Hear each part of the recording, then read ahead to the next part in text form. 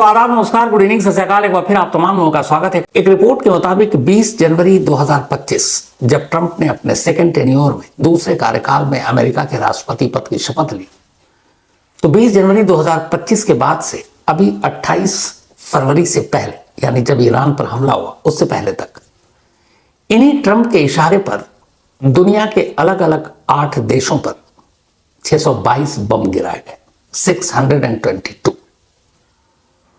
20 जनवरी 2025 से लेकर 27 फरवरी 2026 तक, यानी लगभग 13 महीनों में 622 बम। ये एक तस्वीर है।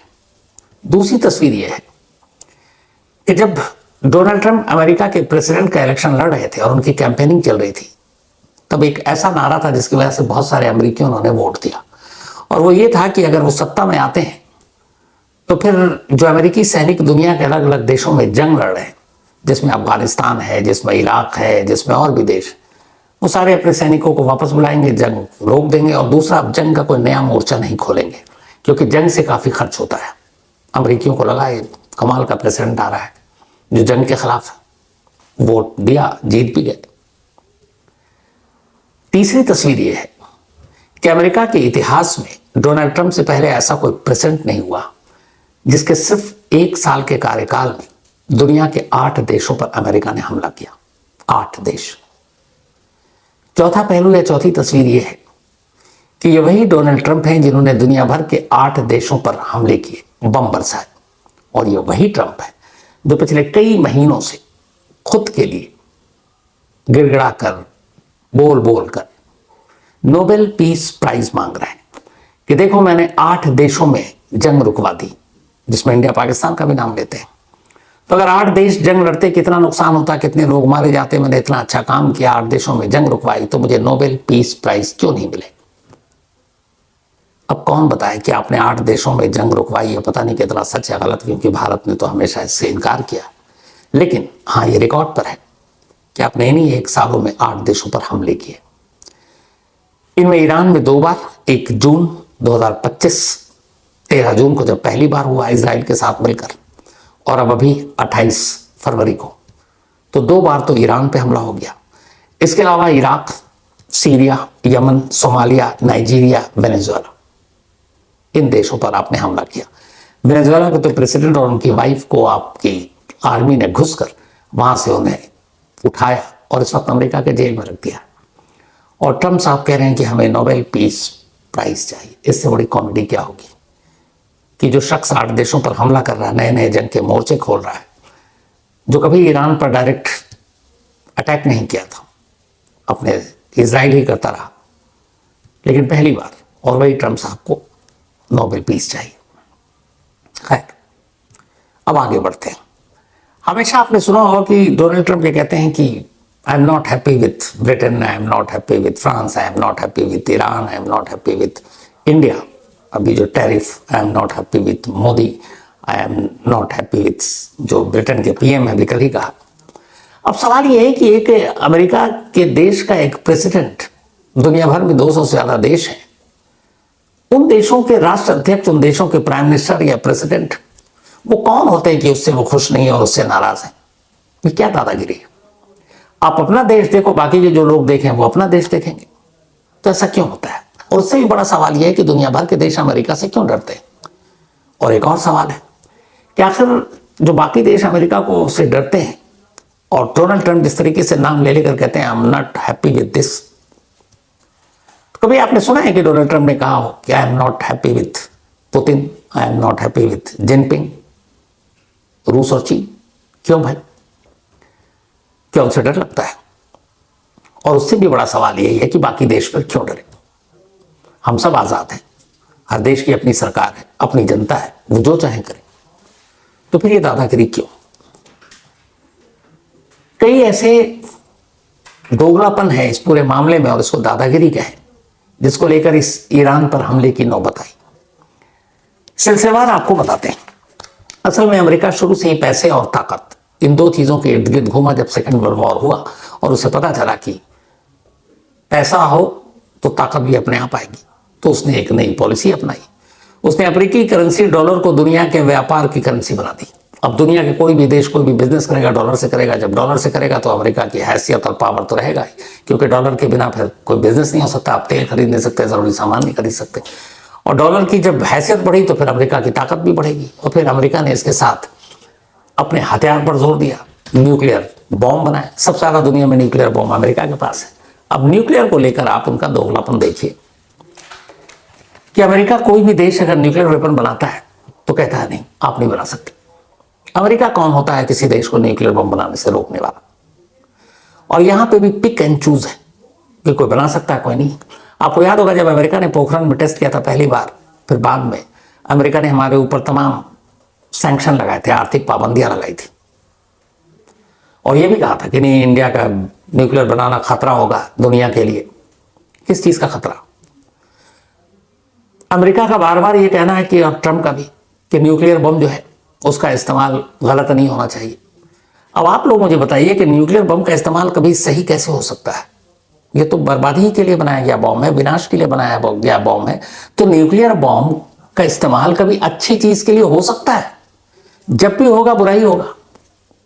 और आप सबसे ज्यादा बम बनाकर बैठे और दुनिया को ज्ञान दे रहे हो कि न्यूक्लियर बम नहीं बनाएंगे। ईरान पर इस हमले के पीछे जो बचकानी दलील दी गई वो यही है कि ईरान अपने न्यूक्लियर प्रोग्राम को बढ़ा रहा था, न्यूक्लियर वेपन बना रहा था, और ये खतरा है वो आतंकवादियों के हाथ में जा सकता है। कमाल देखिए, उसी ईरान के बराबर में इजराइल ने न्यूक्लियर बम बना रखा है। अमेरिका ने कभी नहीं रोका इजराइल को कि तुम न्यूक्लियर बम मत बनाओ, और बना चुका है। अब अगर एक पड़ोस के देश में किसी के पास न्यूक्लियर बम है तो उसके इर्द गिर्द जो पड़ोसी हो तो अपने आप डरेंगे ना। जैसे मोहल्ले का जो बड़ा गुंडा होता है उसके पास हथियार है तो बाकी छोटे मोटे तो डरते हैं कि यार उसके पास बंदूक है, मैं डंडे से और चाकू से क्या मुकाबला करूंगा। तो इजराइल जब बना रहा था तब अमेरिका खामोश, और अब इजराइल के पास है तो उसके इर्द गिर्द पड़ोसी ईरान भी है, तो ईरान तो डरेगा। कल कोई इजराइल हम पर न्यूक्लियर अटैक करे तो हमारे पास भी बचाव का साधन होना चाहिए। तो ऐसे में अगर ईरान बना रहा है तो फिर इसमें गलत कहां है? या तो रोकना फिर इजराइल को भी चाहिए था। और आइए, नॉर्थ कोरिया न्यूक्लियर वेपन बना चुका है, सबको पता है। नॉर्थ कोरिया को तो कभी अमेरिका रोक नहीं पाया। क्यों? क्योंकि किम जोंग उन और उसके पहले जो उनके दादा और पिता थे वो कभी काबू में आए ही नहीं। तो नॉर्थ कोरिया को आप रोक नहीं पाए, इजराइल को आप रोक नहीं पाए। इंडिया बना रहा तो आप सैंक्शन लगा रहे हो, पाकिस्तान ने बनाया आप उसको रोक नहीं पाए। जबकि कायदे से सबसे ज्यादा अगर खतरा है कि न्यूक्लियर वेपन किसी टेररिस्ट ग्रुप के हाथ में जा सकता है तो वो पाकिस्तान है। उसकी वजह है, कई बार रिपोर्ट आई है कि वहां की जो सरकारें हैं वो तो सरकार वैसी ही आर्मी के अंडर में कठपुतली होती हैं। पाकिस्तान के जो 70-80 साल का इतिहास है, 35-37 साल तो हुकूमत आर्मी ने की, बल्कि 35-37 क्या, पूरे 70-80 ही साल, क्योंकि जिस दौरान में वहां की सरकारें रही डेमोक्रेटिक तरीके से चुन कर आई, उन पर भी तो आर्मी का ही कंट्रोल था। उनकी मर्जी के खिलाफ कौन सरकार चला पाया? तो वहां पर उथल पुथल और इतने सारे टेररिस्ट ग्रुप हैं वहां पर, लश्कर से लेकर हिजबुल से लेकर तमाम, तो वहां ज्यादा खतरा था। लेकिन आप पाकिस्तान ने बनाया, आप रोक नहीं पाए। फिर ऊपर से आप कहते हो कि इसका गलत इस्तेमाल हो सकता है। कमाल ये कि ये वो शख्स बोल रहा है जिसने दुनिया में अभी तक पहली और आखिरी बार न्यूक्लियर वेपन का अगर गलत इस्तेमाल हुआ या इस्तेमाल हुआ तो वही अमेरिका है। न्यूक्लियर बॉम्ब बनाकर रखने वाले जो इस वक्त दुनिया के 9-10 देश हैं उनमें सबसे ज्यादा वेपन अमेरिका के पास है। लेकिन रूस के पास भी है, चीन के पास भी है, इंडिया के पास भी है, इसराइल के पास भी है, पाकिस्तान के पास भी है, नॉर्थ कोरिया के पास भी है, फ्रांस के पास भी है, ब्रिटेन के पास भी है। लेकिन आज तक इतिहास में किसी भी देश ने न्यूक्लियर बॉम्ब का इस्तेमाल नहीं किया किसी दूसरे देश पर। वो अमेरिका ही है जिसने नागासाकी और हिरोशिमा पर सेकेंड वर्ल्ड वॉर के दौरान तब इस्तेमाल किया जब सेकेंड वर्ल्ड वॉर, दूसरा विश्व युद्ध लगभग खत्म होने वाला था, समझौता हो चुका था, जंग रुकने जा रही है, और उस वक्त उस बम के इस्तेमाल की कोई जरूरत नहीं थी। लेकिन इसके बावजूद चूंकि अमेरिका को न्यूक्लियर बम को टेस्ट करना था और अपने आप को सुपर पावर का दर्जा दिलवाना था और दिखाना था कि हम ताकतवर हैं और दुनिया डरे कि हमारे पास एक ऐसा बॉम्ब है, सिर्फ इसलिए अपनी ताकत का प्रदर्शन करने के लिए, जब सेकेंड वर्ल्ड वॉर एक तरह से अब खत्म होने जा रहा है, अमेरिका ने उस न्यूक्लियर बॉम्ब को जापान के नागासाकी और हिरोशिमा के बेगुनाह लोगों पर बरसा दिया। और वही अमेरिका ज्ञान दे रहा है कि न्यूक्लियर वेपन का इस्तेमाल गलत हो सकता है, गलत हाथों में जा सकता है। तो आपने कौन सा सही इस्तेमाल किया और न्यूक्लियर वेपन का सही इस्तेमाल कैसे हो सकता है ये कोई समझाए तो सही। वो जब भी फटेगा बुरा ही होगा। तो यहां सही और गलत शब्द ही बेकार है। तो बनाओ आप तो ठीक, फोड़ो आप तो ठीक, कोई दूसरा बनाए तो आपको बुरा लगता है। चलिए, अब ईरान में लोग खिलाफ है। कुछ वक्त पहले दिसंबर में शुरू हुआ, खामनेई और वहां की सरकार के खिलाफ महंगाई, बेरोजगारी, करेंसी का वैल्यू गिरना। ये ईरान की अपने जनता का मसला है ना, कि भाई वो अपने सरकार से विरोध प्रदर्शन कर सकती है। किसी भी देश की जनता का हक है वो अपने सरकार के खिलाफ आवाज उठाए, आंदोलन करे, ताकि सरकार की कानों तक उसकी बात पहुंचे, वो उसमें सुधार करे। ये हर दुनिया के देश में ये चलता है। और दुनिया के ज्यादातर देश जो है वो डेमोक्रेटिक है, वहां पे लोकतंत्र है, चुनाव होते हैं, जनता जीतती है, सरकार बनती है। बहुत सारे ऐसे देश हैं जहां पे लोकतंत्र नहीं है, तानाशाही है, ये किंगडम है। अब अगर ईरान में ईरान की जनता खिलाफ भी है अपनी सरकार के, तो ईरान की जनता ही तय करेगी ना कि नेपाल, श्रीलंका और बांग्लादेश जैसा वो तख्ता पलट करेंगे, वो अपने हिसाब से सरकार लाएंगे। तीसरा देश कौन होता है ये बताने वाला कि ये आंदोलन हो रहा है, आप इसको कुचलो मत, आप ठीक से रहो, आप इस्तीफा दे दो, कुर्सी छोड़ दो, तख्ता वरना पलट जाएगा। तीसरा देश किसी भी देश के पर्सनल इंटरनल मैटर पे दखल देने वाला कौन हो सकता है? तो अमेरिका की ये क्या दादागिरी है कि ईरान के लोग अगर अपनी सरकार से नाराज हैं तो ये उनका मसला है, वो जाने, उनकी सरकार जाने, सरकार पलट दे ये उनका हक है, ना पलटे ये उनकी अपनी हक सोच है। बट ये कि आप वहां आंदोलन हो रहा है और इसको दबाओगे तो हम इसमें घुसेंगे, ये कौन सी दादागिरी? और ये सब ईरान तक नहीं है, दुनिया के कई देशों में अमेरिका ने इसी तरह धोखे और झूठ की बुनियाद पर न जाने कितने लोगों को मारा। इराक में क्या हुआ था 2001 2003 शायद, कि इराक के पास मास डिस्ट्रक्टिव वेपन है, केमिकल वेपन है, और ये खतरा है। पूरी दुनिया इराक कहता रहा कि हमारे पास ऐसा कोई वेपन नहीं है, लेकिन अमेरिका नहीं माना। फिर क्या हुआ? अमेरिकी सेना ने वहां हमला किया, सद्दाम हुसैन को बंकर से निकाला गया, फर्जी मुकदमा चला, फांसी पर लटका दिया गया, पर सद्दाम हुसैन आखिर वक्त तक झुका नहीं। मिला क्या इराक में आज तक? अब तो अमेरिका में की कठपुतली सरकार है इराक में, आज तक वहां कोई कभी न्यूक्लियर वेपन, मास डिस्ट्रक्टिव वेपन या केमिकल वेपन मिला था ही नहीं, तो मिलेगा कहां से? लेकिन अमेरिका को वहां तेल पर हुकूमत चाहिए थी और अपनी पसंद की सरकार, जिससे वो जो कहे वो वैसा करे। क्या हुआ? अमेरिका ने वहां तख्ता पलट किया, सद्दाम हुसैन को मार दिया, अपनी सरकार ले आए। आज इराक की हालत क्या है? जो इराक कभी ठीक ठाक अच्छा खासा तेल से मुनाफा कमा रहा, लोग वहां के खुशहाल, आज वहां गरीबी और बदहाली है। और अमेरिका ने क्या किया? सब कुछ तहस नहस कर दिया। अब इराक में कुछ नहीं, वहां जंग छेड़ी, सत्ता बदला, तख्ता पलट किया, नई सरकार लाई, इराक बर्बाद। अफगानिस्तान को उठाइए, 2001, ये वही अफगानिस्तान है जहां पर अमेरिका ने हमला किया, जमीन पर अपनी सेना भेजी और वहां पर करोड़ों अरबों डॉलर खर्च किए। तालिबान से बचाने के लिए, उनसे निपटने के लिए अमेरिका की सेना वहां पड़ी रही। और यही ट्रम्प थे जो जब अमेरिकी प्रेसिडेंट का चुनाव लड़े थे तब इन्होंने ऐलान किया था कि वो अफगानिस्तान से अपनी सेना वापस बुलाएंगे, फालतू का खर्चा है। और जब वो बने तो खैर वादा पूरा किया। 2021 में अफगानिस्तान को उसी हाल पर छोड़कर, जो हाल पे 20 साल पहले था 2001 में, अमेरिकी सैनिक लौट गए। और हुआ क्या 20 साल बाद? पहिया घूमा ऐसा कि जिस तालिबान से निपटने के लिए अमेरिका 20 साल तक अफगानिस्तान में जुल्म करता रहा, 20 साल बाद उसी अफगानिस्तान की बागडोर फिर उसी तालिबान के हाथ में थी जिसके पास 2001 में था। 20 साल में कुछ नहीं बदला। अफगानिस्तान को भी अमेरिका ने बर्बाद कर दिया, इराक बर्बाद। अब ईरान के पीछे कि तुम्हारे पास न्यूक्लियर प्रोग्राम है, कर रहे। आज 3 मार्च की मैं बात बता रहा हूं, रूस का एक स्टेटमेंट आया। रूस ने दावे से कहा है कि ईरान के ऑफिशियल से हमारी बात हुई, उनके टॉप लीडरशिप से बात हुई, ईरान के पास कोई न्यूक्लियर वेपन नहीं है। वो अपने बैलिस्टिक मिसाइल प्रोग्राम पर काम करते हैं, वो अलग, उनके पास न्यूक्लियर बॉम्ब नहीं है, उनके पास एटम बॉम्ब नहीं है। ये रूस ने आज दावा किया है। जब है नहीं तो फिर किस न्यूक्लियर के नाम पर आप दादागिरी कर रहे हो? Syria, Yemen, Somalia, Nigeria, Venezuela, इन सब जगह पर अमेरिका ने यही किया। और सिर्फ क्यों? इसलिए कि अमेरिकी डॉलर से दुनिया का कारोबार होता है, तो इन देशों के ऊपर टैरिफ, इन देशों के ऊपर डॉलर, क्योंकि एक्सचेंज सब यही है, बस इसीलिए। पर मुझे हैरत होती है इस बात की, 35 करोड़ की आबादी है अमेरिका की, तो फिर दुनिया के तमाम देश क्यों अमेरिका के आगे झुकते हैं, डरते हैं? जब टैरिफ की बात आती है हम लोग सीधे कह सकते हैं तो अपना टैरिफ अपने पास रखो, हम तुम्हारे यहाँ नहीं भेजेंगे। जब आदमी का कई बार मजबूरी होती है तो घर में एक वक्त कम खा लेता है, थोड़ी अपनी सहूलियत में कमी कर देता है, तो बात प्राइड और इज्जत से तो बढ़कर नहीं है।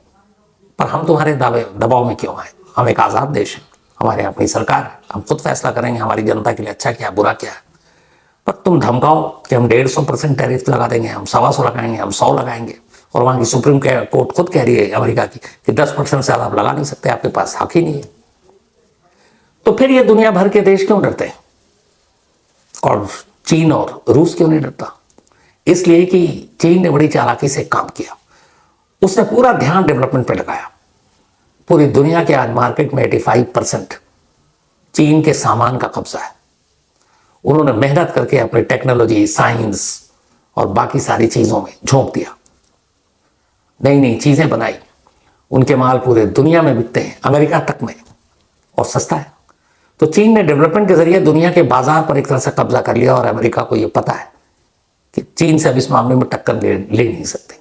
रूस, उसके पास अपनी टेक्नोलॉजी, अमेरिका के बाद सबसे ज्यादा न्यूक्लियर बॉम्ब रूस के पास है, और रूस की सीमा भी बहुत बड़ी है।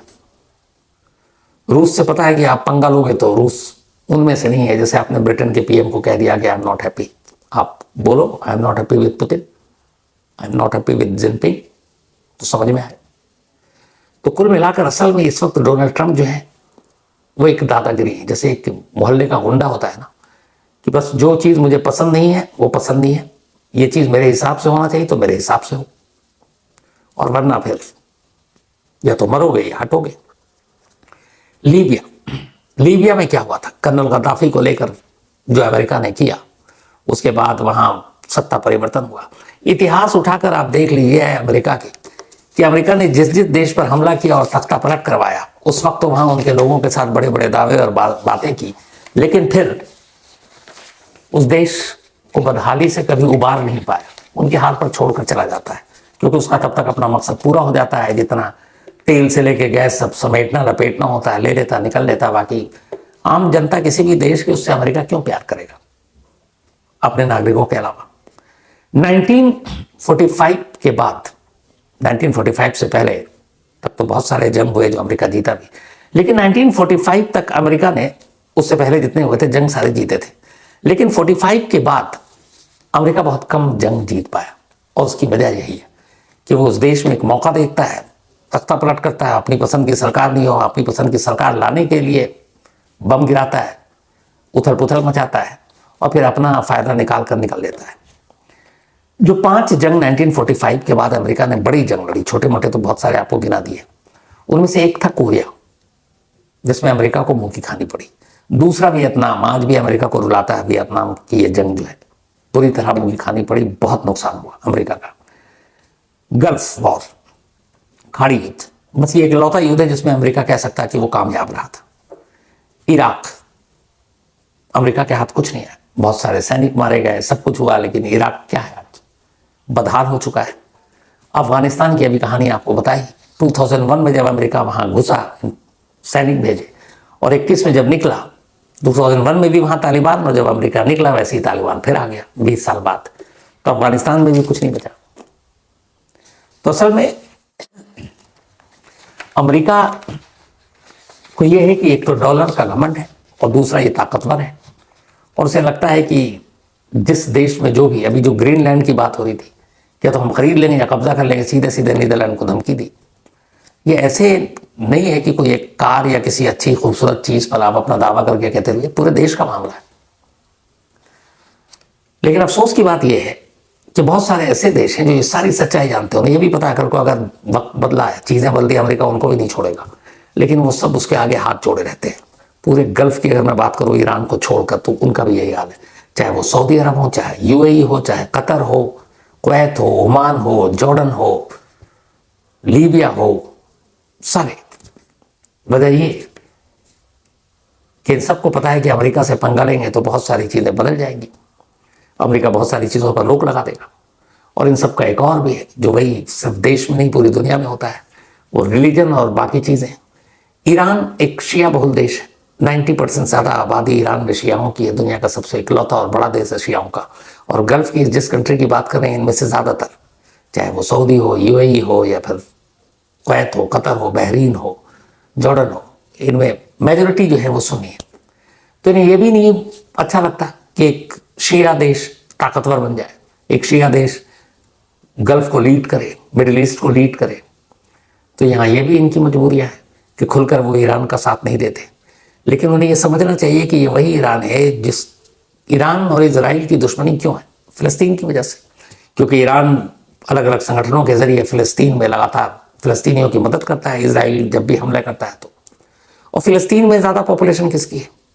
सुन्नी की है, जबकि ईरान शिया बहुल देश है। तो ये काम तो सऊदी अरब और यूएई और कतर, कुवैत और बहरीन और जॉर्डन और लीबिया इनको करना चाहिए था, लेकिन कर रहा है ईरान। तो उन्हें यह भी है कि इन देशों के जो मिडिल ईस्ट के देश हैं, इनकी जनता अपने हुक्मरानों से खुश नहीं है। उन्हें पता है कि ईरान कुछ कर रहा है और ये लोग सिर्फ और सिर्फ चापलूसी कर रहे हैं अमेरिका की। लेकिन कब तक? अभी जो ईरान पर हमला हुआ, पूरे मिडिल ईस्ट में लोग इस हमले के खिलाफ और अपने अपने देश के भी खिलाफ, बेशक बहुत जगह किंगडम में आवाज़ नहीं उठ रही है, लेकिन अंदर ही अंदर है कि क्यों अपनी ज़मीन ईरान के खिलाफ हम हमले के लिए अमेरिका को दे रहे हैं। वहाँ इस बात को लेकर भी गुस्सा है। और ये एक और दोगलापन देखिए कि डेमोक्रेसी के नाम पर, विरोध प्रदर्शन के नाम पर अमेरिका हर देश में जाकर घुसपैठ दादागिरी करता है। यहाँ पे ये करो, डेमोक्रेसी नहीं है, फलाना नहीं है, ह्यूमन राइट्स नहीं है। सबसे ज़्यादा ह्यूमन राइट्स का उल्लंघन तो खुद अमेरिका करता है बम गिराकर। मैंने अभी जैसे बताया 20 जनवरी 2025 से 27 फरवरी 2026 तक 622 बम अमेरिका गिरा चुका है दुनिया भर के 8 देशों पर। ये क्या है? ये ह्यूमन राइट्स बहुत अच्छा है या वायलेशन है? दूसरा, बहुत सारे अगर डेमोक्रेसी का ही आप नाम पे ये सब कुछ खेल कर रहे हैं, तो ऐसे तो बहुत सारे देश हैं जहाँ किंगडम चला रहा जमाने से, वहाँ डेमोक्रेसी क्यों नहीं भाई? सऊदी अरब में डेमोक्रेसी क्यों नहीं? यूएई में डेमोक्रेसी क्यों नहीं? कुवैत में क्यों नहीं? बहरीन में क्यों नहीं? लीबिया में क्यों नहीं? और भी गल्फ के देशों में। तो वहाँ तो आपका डेमोक्रेसी को लेकर चश्मा और नजरिया अलग हो जाता है, वहाँ किंगडम और बाकी चीज़ों पे नहीं रहता। लेकिन जहाँ जहाँ आपके हिसाब से सरकार नहीं है, वहाँ सब कुछ बदल जाता है। तो इसीलिए ये पूरी की पूरी एक दादागिरी है। और ये जो हमला हुआ है, इस हमले के बाद जो खुद डोनाल्ड ट्रंप के सलाहकार हैं, उन्होंने एक सलाह दी थी, एक रिपोर्ट आई है। उस रिपोर्ट में यह है कि असल में नेतन्याहू जनवरी के बाद से ही ट्रंप को ये मनाने की कोशिश कर रहे थे कि ईरान पर हमला कर दो, क्योंकि ईरान फिर से न्यूक्लियर प्रोग्राम बना रहा है। जबकि जो ट्रंप के करीबी कुछ सलाहकार थे, उनका कहना था यह गलत है, नेतन्याहू आपको भड़का रहे हैं, आपको उकसा रहे हैं, क्योंकि उसमें उनका अपना मकसद है। ये भी था कि चलो इजराइल को हमला करने की इजाज़त दे देते हैं, हमारा क्या है। लेकिन खुद ट्रंप के सलाहकारों ने कहा कि अब अगर इजराइल भी हमला करे और आप ना भी करो या उसके पीछे से करो, तो भी ईरान पलटवार करेगा और न सिर्फ खाड़ी के देशों में यूएस के जो बेस है, सैन्य अड्डे, उनको निशाना बनाएगा, बल्कि अमेरिकी एम्बेसी को भी बनाएगा। और यही हुआ इस हमले के बाद। कहते हैं कि ट्रंप ने इस मीटिंग से, मैंने कल भी आपको कहानी सुनाई थी, जो जिनेवा में मीटिंग थी उसमें ईरान के फॉरेन मिनिस्टर भी मौजूद थे उस बातचीत में। मीटिंग का शायद हल निकल भी जाता, लेकिन नेतन्याहू ट्रंप को लगातार उकसा रहे थे। और फिर ट्रंप ने एक और बात की, उन्होंने अपने सलाहकारों से पूछा, असल में उनकी लोकप्रियता आजकल पॉपुलैरिटी घट रही है अमेरिका में, बहुत सारे उनके फैसलों की वजह से। तो और इसी नवंबर में वहाँ मध्यावधि चुनाव है अमेरिका में। तो ट्रंप ने अपने कुछ सलाहकारों से पूछा कि क्या अगर मैं ईरान पर हमला करता हूँ तो मेरी यहाँ पर पॉपुलैरिटी बढ़ेगी? हालांकि उनके सलाहकारों ने कहा कि इसकी कोई गारंटी नहीं है। लेकिन नेतन्याहू के उकसावे में आकर उन्होंने कहा कि चलो ये हमला करके देखते हैं। और अब ये उल्टा पड़ रहा है, क्योंकि उन्हें लगा था कि खामेनी की मौत के बाद ईरान के लोग खुद आगे आएंगे और जो अभी तक नाराज थे सत्ता अपने हाथ में ले लेंगे। लेकिन ये दूर दूर तक दिखाई नहीं देगा। उसकी वजह यह है कि ईरानी रिवोल्यूशनरी गार्ड कॉर्प्स यानी IRGC वहाँ बहुत स्ट्रांग है। ट्रंप के एक सलाहकार ने यह भी सलाह दी थी कि एक काम करते हैं, वहाँ खामेनी को मारने की बजाय या हमला करने की बजाय इराकी रिवोल्यूशनरी गार्ड कॉर्प्स में अपनी सेंध लगाते हैं और उनके एक तबके को हम विरोध के लिए उकसाते हैं, और जो ईरान में लोग सरकार के खिलाफ आंदोलन कर रहे हैं उनका सपोर्टर बनाकर और उनके जरिए तख्ता पलट करवा देते हैं और उन्हीं इराकी रेवोल्यूशनरी गार्ड कॉर्प्स में के किसी करीबी को ईरान की सत्ता सौंप देते हैं। ये भी एक आया।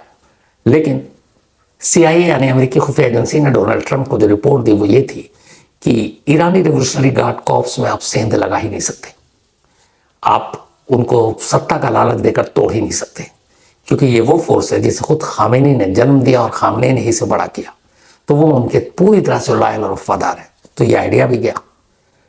बट जो असल था कि खामनेई की मौत के बाद सब कुछ सुधर जाएगा, ईरान में तख्ता पलट हो जाएगा, ईरान में तख्ता पलट इतना आसान नहीं है।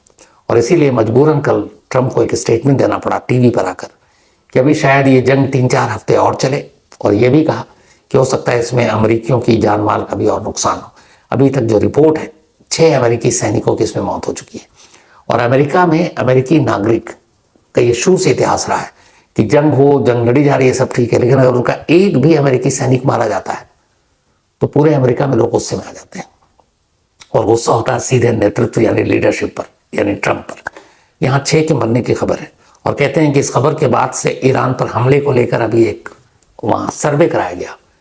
मेजोरिटी ट्रंप के इस एक्शन के खिलाफ, मेजोरिटी का यह मानना है कि ट्रंप को ईरान पर हमला नहीं करना चाहिए था, लेकिन असल में असली कल्प्रिट नेतन्याहू, जिन्होंने ट्रंप को उकसाया। और नतीजा ये कि अब अमेरिका जंग में कूद तो चुका है। 3 से 4 हफ्ते खुद कह रहे हैं ट्रंप, और ये भी कह रहे हैं जरूरत पड़ी तो हम जमीन पर भी सैनिक भेजेंगे। अगर ऐसा हुआ तो जमीन पर सैनिक अफगानिस्तान के बाद पहली बार होगा जब किसी देश में भेजा जाएगा। तो आने वाले वक्त में पता नहीं क्या होगा। खैर, इस कहानी में इतनी ही